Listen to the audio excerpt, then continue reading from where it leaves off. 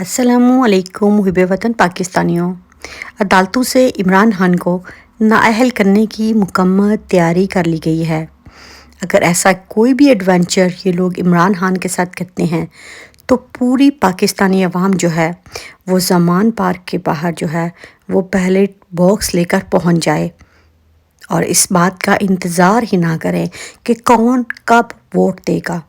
उसी दिन हमें फ़ैसला करना होगा कि हमने इमरान खान को बचाना है या कि नहीं, क्योंकि इस टाइम पर पूरा माहौल जो है वो इमरान खान के ख़िलाफ़ हो चुका है।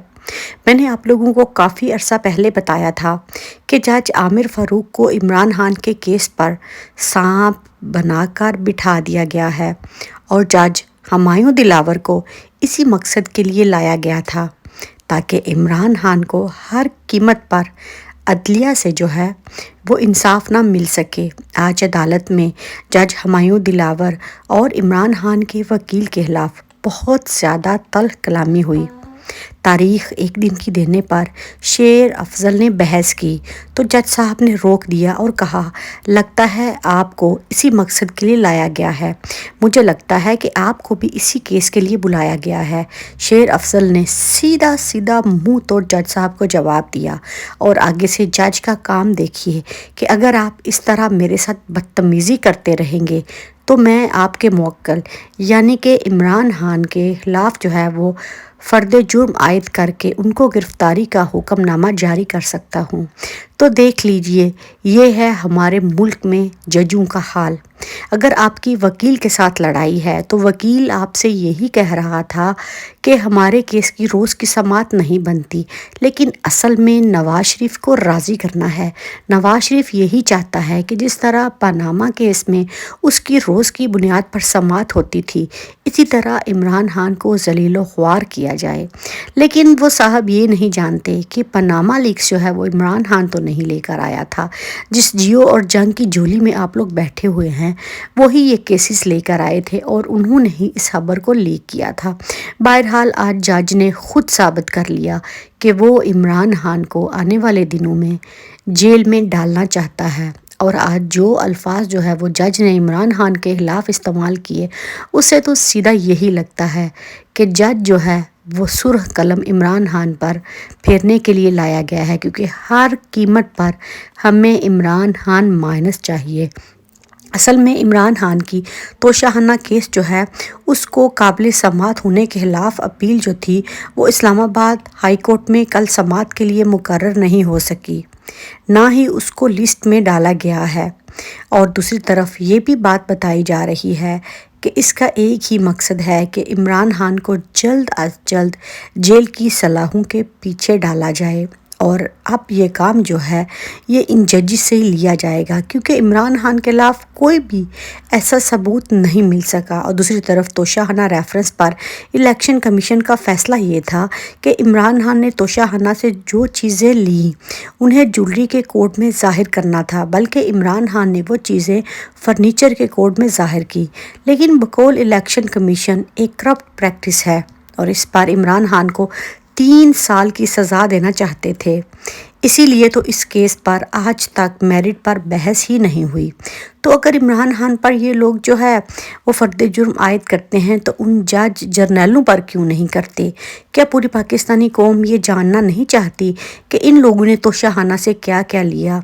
असल में मकसद इमरान खान है।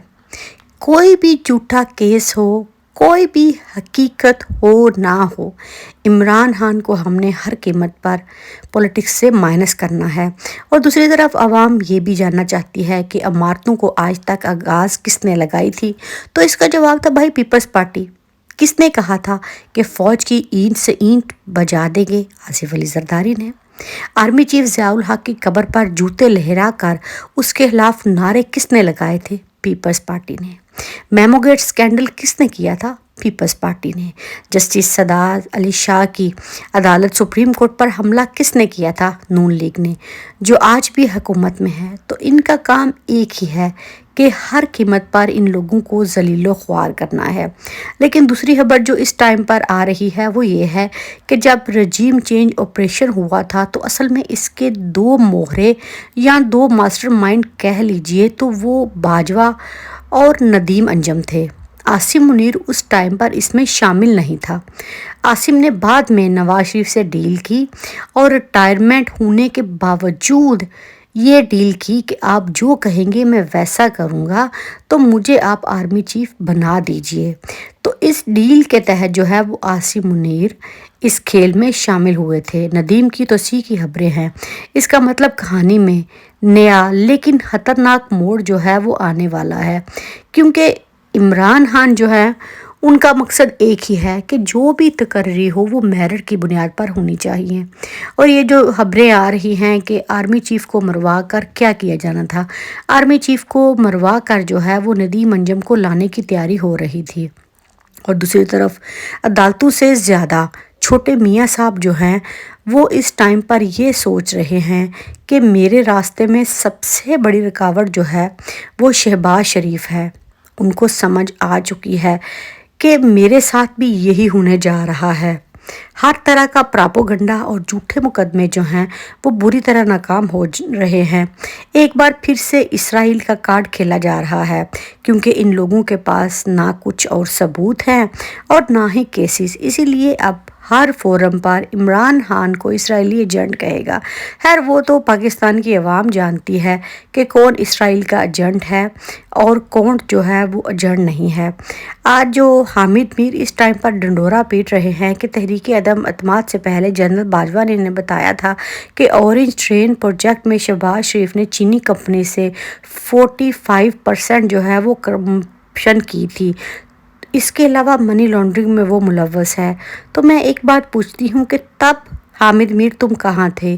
تم نے عوام کو سچ کیوں نہیں بتایا؟ اب جب تمہیں یہ لگ رہا ہے کہ شہباز شریف جو ہے وہ گھٹنے ٹیکنے جا رہا ہے اور 14 اگست کو جو ہے ہوں گی۔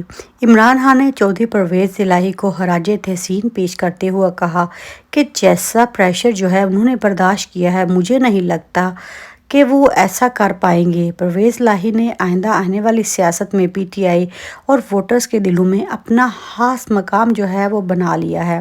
اللہ کرے کہ اب پرویز الہی کے لیے جو ہے وہ مزید اللہ ثانیہ کرے۔ اور دوسری طرف افغان حکومت نے 6 ماہ پہلے چائنا سے افغان زمین سے تیل نکالنے کا معاہدہ کیا تھا اور 2 روز پہلے باقاعدہ تیل نکالنے کے کام کا آغاز کر دیا گیا ہے۔ اور ہماری لیڈرشپ دیکھیے، پاکستانی عوام کی جڑوں سے یہ لوگ تیل نکال رہے ہیں۔ تو محب وطن پاکستانیوں، یہ بھی خبریں آ رہی ہیں کہ نواز شریف جو ہیں وہ پاکستان کبھی واپس نہیں آئیں گے۔ اس کا خدشہ ہے کہ شہباز کے ساتھ وہی کرے گا جو زرداری نے بے نظیر کے ساتھ کیا تھا، اسے دبئی میں پاکستان کی طرف رخصت کیا اور خود واشنگٹن پہنچ گیا۔ اسی طرح تو یہ ان سب کو کمپنی کو ڈرامہ لگا رہے ہیں۔ اور دوسری طرف 14 اگست کو اسمبلیاں ڈیزالو ہوں گی۔